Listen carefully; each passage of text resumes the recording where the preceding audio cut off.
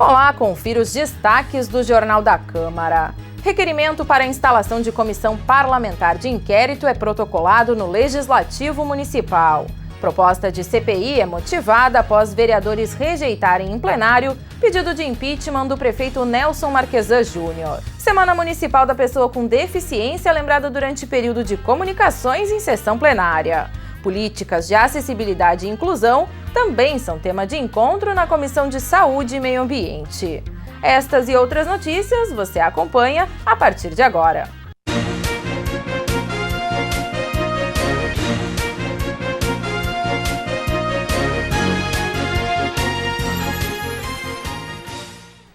Um requerimento para instalar uma comissão parlamentar de inquérito foi protocolado nesta terça-feira no Legislativo Municipal.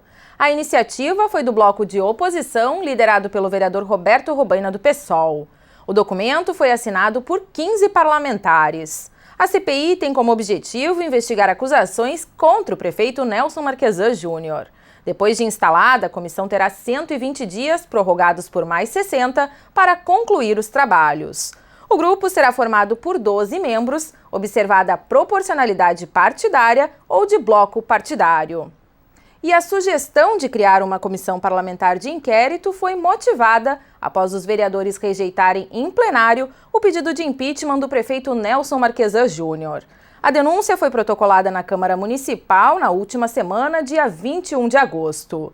O documento aponta uma série de infrações que teriam sido cometidas pelo chefe do Executivo Municipal. Em votação nominal, 1 a 1 dos vereadores presentes na sessão plenária manifestaram a decisão sobre a admissibilidade do pedido de impeachment. Por 22 votos contrários e 11 favoráveis, o plenário entendeu que as denúncias apresentadas por Cláudio Francisco da Mota Souto não eram suficientes para abrir uma investigação contra o prefeito Nelson Marquesan Júnior. Para o vice-líder do governo na Câmara Municipal, o pedido de impeachment foi feito por motivações políticas. A gente sabia que o Legislativo não ia dar guarida a uma manobra eleitoreira cheia de politicagem, denúncias que não tem pé nem cabeça. E até na oposição, o prefeito Nelson Marquesan é reconhecidamente um homem honrado, público, honesto. Então, não surpreende a base do governo. Para a oposição, o documento protocolado na Câmara Municipal tem denúncias graves. Conforme o vereador professor Alex Fraga, a área responsável pela manutenção das vias da cidade foi alocada para outra secretaria do governo sem autorização. Conforme o parlamentar, a conduta caracteriza crime de responsabilidade. Se o prefeito propôs, no início do ano de 2017, uma reestruturação da máquina administrativa, criando 2 secretarias, a SMIN, a Secretaria de Infraestrutura, e a SMISURB, de Serviços Urbanos, e dentro da SMIN coloca o setor de conservação de vias urbanas, ele, para trocar esse órgão para outra secretaria, precisaria fazer uma reestruturação, emendar o projeto de lei, e ele não fez isso. Pior, destinou recursos para esse órgão e esses recursos deveriam ser administrados pela SMIN. A denúncia ainda aponta a prática de nepotismo, irregularidades no banco de talentos e favorecimento de empresas de transporte público. No ano que vem, a Prefeitura espera arrecadar 68 milhões de reais com a nova planta de valores do IPTU. É o que aponta a Lei de Diretrizes Orçamentárias entregue à Câmara Municipal no dia 20 de agosto. Nesta semana, a Comissão de Economia, Finanças e Orçamento do Legislativo realizou uma audiência pública para debater alguns pontos da proposta apresentada pelo Executivo. De acordo com o secretário de Planejamento e Gestão, a LDO do ano que vem prevê cerca de 7,7 bilhões de receitas e 8 bilhões de despesa. Conforme Rigon, a atualização da planta de valores do IPTU vai ajudar a conter o crescimento dos gastos do município. O projeto de lei do IPTU que traz uma melhora na distribuição, mais justiça para a arrecadação do IPTU. Para que a gente pudesse, são ações que vinham sendo feitas, vinham sendo estudadas, para que a gente pudesse, então, hoje poder desenhar uma diretriz orçamentária que nos colocasse em uma situação melhor projetada, né, evidentemente, a gente tem cenário nacional, cenário estadual, isso tudo pode influenciar no andamento de 2020, mas que projetasse um resultado bem melhor do que aquilo que a gente recebeu quando a gente iniciou essa gestão. De acordo com o Executivo, as principais prioridades de investimento devem abranger as áreas de habitação, saúde e pavimentação. Conselheiro do Orçamento Participativo, Roberto Jacobasco, questionou se haverá destinação de recursos para demandas atrasadas do AP. A projeção era de que de demandas atrasadas estava em torno de 159 milhões. Porém, o prefeito Marquesan não assinou esse dinheiro, não liberou isso. Então nós não temos. E nós estamos hoje aqui na Câmara de Vereadores, na comissão que é a CEFOR, específica da área, e a gente não tem esse valor. Quer dizer, então a gente está entabulando, discutindo, debatendo. O que custa dizer, não tem dinheiro e se tem, está aqui. Conforme o secretário municipal da Fazenda, a destinação dos recursos será definida pela Lei Orçamentária Anual. Segundo Leonardo Busato, embora as perspectivas para 2020 sejam positivas, com a inflação sob controle e a taxa de juros estável, algumas questões dificultam o equilíbrio do orçamento do município. De acordo com Leonardo Busato, o crescimento das despesas previdenciárias com inativos e a queda na arrecadação do ICMS ainda são desafios enfrentados pelo governo. Porto Alegre é a cidade mais populosa do estado e hoje ele está recebendo menos recursos, por exemplo, que Canoas. Isso em função da desindustrialização da cidade, das empresas que acabaram saindo, mas também porque algumas grandes empresas que acabaram ficando no território de cidades do estado, Triunfo é o caso mais clássico, acabam recebendo muito mais recursos do ICMS do que outras. Então, além de ser uma preocupação para Porto Alegre, tendo recebido menos dinheiro, eu acho que é um ponto extremamente importante de debate para que a gente possa mudar pelo menos uma parte desse critério, que é injusto, porque os gaúchos são todos iguais. Para o presidente da CEFOR, vereador Ayrton Ferronato, é preciso discutir os critérios de distribuição do ICMS. O imposto ele vai para o município de origem, ou seja, quem produz recebe o imposto. E uma das grandes discussões que você tem no país é que esse imposto vá para o município de destino, aquele que consome. Então, aquele que consome, em tese, ele é um município que tem menores capacidades financeiras do que aquele que produz. Então, para te mudar essa distorção que tem de ver municípios, hoje Canoas passou Porto Alegre. E a garantia de moradia digna para as famílias que ainda residem na Vila Nazaré será prioridade para a Comissão de Urbanização, Transportes e Habitação da Câmara Municipal de Porto Alegre. O anúncio foi feito em encontro realizado na última terça-feira com plenário na terra lotado de moradores da comunidade. Aproximadamente 120 famílias já foram realocadas devido às obras de ampliação do aeroporto Salgado Filho. A audiência da CUTAB foi realizada sem a presença de representantes do Ministério Público Federal e da Fraport, empresa concessionária do Aeroporto Internacional Salgado Filho. Os moradores relatam que estão sendo pressionados pela Prefeitura para deixar o local devido às obras de ampliação da pista e do novo terminal de cargas do aeroporto. No encontro, o líder comunitário reclamou da opressão sofrida pelas autoridades. Segundo João Carvalho, o DEMAB também não tem cumprido o acordo de remoção. E eles não dizem para nós a terceira proposta, a qual nós já podemos ver hoje nessa reunião, que a terceira proposta é eles botar nós em qualquer lugar se nós não formos para esses lugares. E eu sou um que lá para o Marista não quero ir, porque é longe para trabalhar, eu trabalho aqui no Triângulo, os ônibus no final de semana lá é complicado, né? As 1.430 famílias que residem na Nazaré serão remanejadas para 2 loteamentos oferecidos pela Prefeitura, um na Vila Senhor do Bonfim e outro nos Irmãos Marista. Dessas, 128 já foram retiradas do local e outras 1.309 já manifestaram interesse e estão aguardando para serem sorteadas. Representante da Prefeitura, Emerson Correia da Silva, afirmou que tudo está acontecendo conforme a decisão da juíza da 3ª Vara Federal que autorizou a continuidade do processo de reassentamento. Segundo ele, o DEMAB escuta e atende às demandas dos moradores. tem toda uma infraestrutura aguardando eles nesses empreendimentos. A gente tem a questão de ter creches nesses empreendimentos, a gente tem, no Irmãos Maristas vai ter um posto de saúde, vai ter uma creche que vai atender 120 crianças por turno, vai ter uma delegacia nova que vai ser construída pela própria lá dentro do empreendimento. Então, toda a possibilidade de infraestrutura, ainda mais os comércios, está garantido os comércios para os 2 empreendimentos. Tá? São 16 comércios no Senhor do Bonfim e 47 unidades comerciais nos Irmãos Maristas. Ao finalizar o encontro, o presidente da CUTAB, vereador Dr. Goulart, do PTB, sugeriu a realização de uma reunião de trabalho nos próximos 15 dias. O vereador e proponente da audiência, Roberto Robaina, do PSOL, elencou uma série de encaminhamentos necessários para que o processo de remoção seja feito de forma consensual.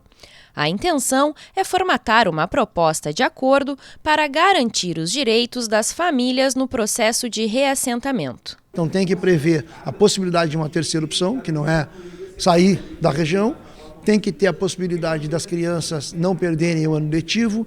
As casas que são destruídas, não pode ficar como ocorre hoje, as casas são destruídas e não tem nenhum plano de retirada do material, parece uma zona de guerra, que é um tipo de plano de remoção que é o oposto do que se precisa, né? Que é expulsar as pessoas do local, sem pensar nas famílias, sem pensar nas crianças, sem pensar nos animais, sem pensar nos pequenos empreendedores que existem nessa região. Formação de um grupo de avaliação de riscos, iniciativas anti-bullying e a mediação de conflitos. Estas são algumas das sugestões apontadas no protocolo de prevenção à violência nas escolas.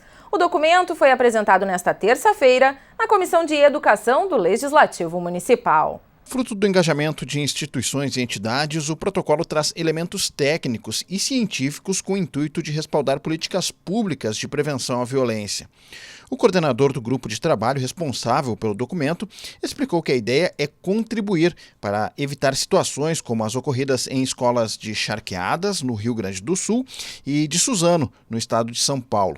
Marcos Rolim enfatizou o caráter pioneiro do material e os principais aspectos envolvidos na elaboração do protocolo. A principal característica desse documento é a condensação, a estruturação de algumas iniciativas que já estão em jogo, já estão em curso, já estão sendo jogadas, né, no município, e outras que precisam ainda ser implementadas nas escolas.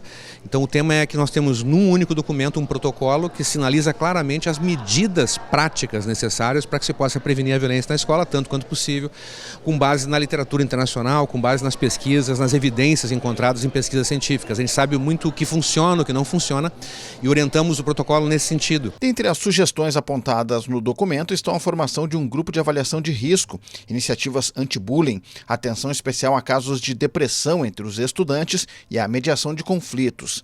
A elaboração do protocolo surgiu como resultado de seminário realizado em abril na Câmara Municipal, proposto pelo vereador Mauro Zacher, com o objetivo de discutir formas de prevenção à violência nas escolas. O caso do Suzano, né, que foi uma grande, né, chamou a atenção da imprensa, de todos nós, nos chocou. Fizemos um evento aqui na Câmara de Vereadores e tivemos uma série de instituições presentes. Então decidimos construir um protocolo, né, fugir um pouco daquilo que nós já tínhamos construído no passado, que era uma legislação que seja muito bem feita, mas um protocolo como agir nesse tipo de situação, né? Então o protocolo é isso, significa isso, o poder oferecer aos educadores, às escolas, aos pais, de que maneira nós podemos agir na prevenção, né, e quando os fatos acontecem. Na reunião da SESC nesta terça-feira, os convidados também discutiram sobre os desafios para a aplicação prática do protocolo como política pública. A gente quer vincular esse debate a debates concretos da escola, ou seja, a escola está inserida dentro da sociedade e dentro dos locais violentos, ou seja, a gente precisa de profissionais, a gente precisa de respaldo dentro das escolas para que tenha segurança. Então, algumas reivindicações que a gente tem de contratação e de concurso público para professores, para ter equipe, para que possa fazer esses processos interdisciplinares de debate sobre a questão do bullying, por exemplo, e também o retorno da Guarda Municipal nas escolas. Toda iniciativa de política pública precisa ter os seus resultados medidos, né? E para a gente fazer essa medição de resultados, de avaliar a política pública, é preciso certos procedimentos científicos. Eu preciso ter uma área de intervenção onde eu aplico a política, por exemplo, e uma área de controle onde eu não aplico essa política, para que eu possa isolar a minha intervenção como variável. E a partir daí saber que de fato os resultados são são fruto dessa intervenção e não de outro efeito aleatório qualquer. Então é preciso combinar isso com o governo. Não sei se a prefeitura terá essa disposição, se tem esse interesse. Muitas dessas ações que o protocolo traz, de alguma forma, algumas nós já estamos realizando, mas ele se soma, eu acho, a isso, e a gente sim pretende agora discutir internamente na Secretaria e pensar, né, até mesmo como proposto pelo Marcos Rolim, pensar num protocolo de aplicação em algumas escolas e poder avaliar melhor o impacto desse protocolo junto às comunidades. Sobre a reposição de professores, a representante da ESMED afirmou que foram chamados 280 profissionais para educação infantil e anos iniciais referentes aos 2 últimos concursos públicos. Disse também que um novo concurso deve ser lançado em breve. Entre os dias 21 e 28 de agosto é realizada a Semana Municipal da Pessoa com Deficiência. A data foi lembrada durante o período de comunicações em sessão plenária. Na oportunidade, também foi entregue o diploma de honra ao mérito ao CTG Pousada da Figueira. Localizado na Lomba do Pinheiro, a entidade tradicionalista possui acessibilidade em todos os espaços. O vereador Paulo Brum, do PTB, é cadeirante há 43 anos em função de um acidente. Ao falar pela mesa diretora, o parlamentar destacou a criação da Semana Municipal ocorrida em 1997. Segundo o vereador, as reivindicações ainda são as mesmas de 22 anos atrás. Brum também parabenizou o CTG Pousada da Figueira pelo pioneirismo no trabalho de inclusão. Lá em 1997, quando nós fomos o autor da lei que instituiu no município a Semana Municipal da Pessoa com Deficiência, exatamente para isso, que era para chamar a sociedade, que era para chamar a opinião pública, para chamar o próprio executivo, de que as pessoas com deficiência precisam apenas de equipamentos, de ações que possibilitem a sua luta de igual para igual, né? E esse tema ainda é cadente, por mais que se conquistou a questão do transporte adaptado, a questão da acessibilidade, uma lei específica municipal que trata exatamente desse tema, ainda, como falou o presidente do Conselho Municipal, nós ainda temos lugares que nós não conseguimos participar ativamente do processo, né? O patrão do CTG Pousada da Figueira, João Carlos Barcelos Guterres, agradeceu a homenagem e o diploma de honra ao mérito. Ele salientou que o espaço foi projetado para que todos possam conviver em igualdade. A gente sentou, a patronagem toda, vamos fazer acessível para o cadeirante ir na secretaria, assar carne, lavar louça, ir atender no caixa. E a gente acolheu a todos. Para nós, tradicionalistas, dentro da sociedade hoje está recebendo um diploma assim, porque algo está fazendo pelo ser humano, não só pela tradição, mas nós hoje necessitamos de ter acessibilidade, como diz, nós temos que ter o direito de ir e vir.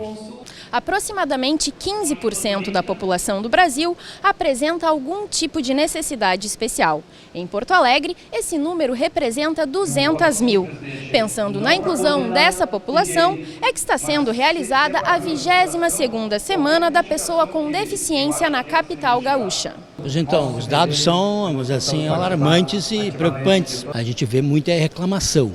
Na semana alusiva, que foi debatida aqui na Câmara, em diversos locais, se percebeu esse clamor, esse grito desta população que quer que os governos, independente de partidos, criem um mecanismo de poder olhar para esse segmento que, por sua vez, fica um pouco, eu diria até alijado do processo da discussão política, né? Nelson Calil é presidente do Conselho Municipal das Pessoas com Deficiência. Ele lamentou a falta de acessibilidade em diversos locais da cidade. Nelson ainda destacou a importância da homenagem ao primeiro CTG totalmente acessível do Brasil. As pessoas com deficiência precisam cada vez mais acessibilidade. Nós precisamos mudar a sociedade para ter uma sociedade mais inclusiva, para que as pessoas possam ter uma participação ativa em toda essa cidade. E nós contamos sempre com a colaboração dos vereadores e da Câmara Municipal para que essas políticas sejam implementadas e que a gente possa ter uma vida mais útil e produtiva na cidade. As políticas de acessibilidade e inclusão também foram discutidas nesta semana na Comissão de Saúde e Meio Ambiente do Legislativo. No encontro, os convidados debateram as barreiras arquitetônicas na cidade, como falta de rampas para cadeirantes e elevadores sem a escrita Braille. Problemas de acessibilidade nas unidades de saúde da capital também foram destacados na reunião. De acordo com representantes da prefeitura, 80% dos locais têm rampa e os novos prédios são acessíveis. A Cosman ainda tratou sobre a inclusão no mercado de trabalho e a falta de transporte compatível para deficientes físicos. Os vereadores da comissão ainda falaram da falta de acesso nos espaços públicos. A expectativa dos parlamentares é discutir novamente o tema na revisão do plano diretor. Em sessão plenária, os vereadores mantiveram o veto total do Executivo ao projeto de autoria do vereador Aldacir Oliboni, do Partido dos Trabalhadores. A proposta pretendia instituir a política municipal do artesanato. Por 15 votos a 12, os parlamentares mantiveram o veto do prefeito. O vereador Aldacir Oliboni lamentou a desvalorização dos profissionais da área, mesmo diante da importância que tem para a vida de Porto Alegre. Segundo o autor da matéria vetada, é necessário reconhecer o artesanato como patrimônio histórico, cultural, social e também econômico. Nesta semana, a Câmara de Vereadores instalou mais uma frente parlamentar. O grupo tem como objetivo promover debates e estudos para um novo pacto federativo pela reavaliação de competências tributárias. A frente será presidida pela vereadora Lourdes Sprenger. Nós somos vereadores de uma capital e nós temos que nos nivelar nesse diálogo até para poder informar em palestras as pessoas quando nos encontram e cobram que pagam imposto, mas não é aplicado. Então isso é nivelar a mesma linguagem com dados concretos e com grandes conhecedores do que está sendo proposto no país. O que já pode se dizer que tem na tendência de ser alterado, o que tu arrecada, o que tu não te retorna, porque assim vai. O imposto vai a nível federal e não volta, ou vai para nível estadual e também não volta. Então, assim, para entender mais como é o nosso município, como tudo funciona, numa linha de economia, numa linha de finanças e até contábil. Nesta semana, a 5ª Mostra de Artes Cênicas e Música do Teatro Glênio Pérez apresenta o espetáculo Inimigos na Casa de Bonecas. A peça teatral aborda questões de gênero, corrupção e mídia. As apresentações acontecem na sexta e sábado. O espetáculo acontece nos dias 30 e 31 de agosto, às 7 horas da noite, no Teatro Glênio Pérez, que fica no 2º andar da Câmara de Vereadores. Com a faixa etária a partir de 12 anos, as apresentações têm duração de 80 minutos. Os convites são gratuitos e podem ser retirados até esta sexta-feira na sessão de memorial da Câmara Municipal. Mais informações podem ser obtidas pelo telefone 3220-4318. O Jornal da Câmara de hoje fica por aqui. Obrigada pela sua companhia. A gente se encontra na próxima edição. Até lá!